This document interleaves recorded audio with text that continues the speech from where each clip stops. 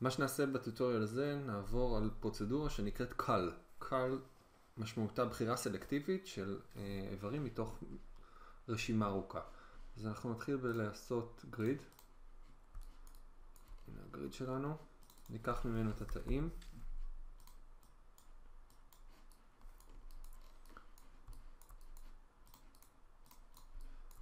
בואו נוסיף סליידר.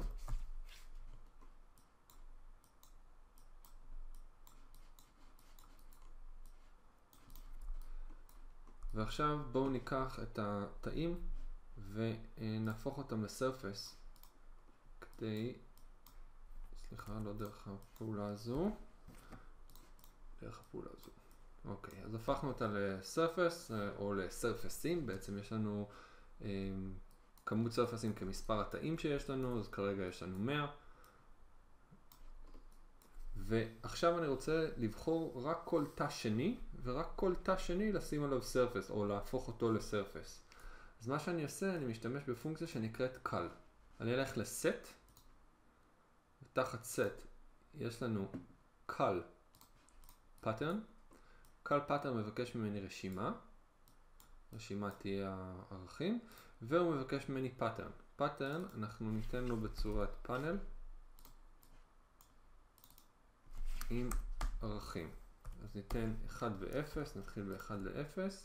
אנחנו צריכים להפוך את זה למולטי-ליין דאטה, בשביל שהוא יוכל להתייחס אליהם כאילו זה שני איברים ברשימה ולא כאל סטרינג. ונחבר את זה לפאטרן.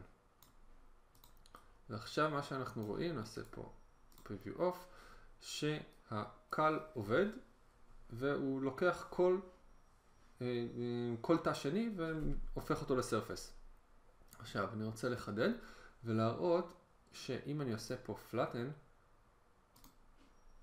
אוקיי, אז כרגע הוא מתייחס לכל המערך כעל מטריצה אחת, וברגע שאנחנו היינו במצב הקודם בלי הפלאטן, הוא מתייחס לזה פר טור. ואז אנחנו רואים לראות כן, לא, כן, לא, כן, לא, כן. עוד פעם, מההתחלה. כן, לא, כן, לא, כן, לא, כן.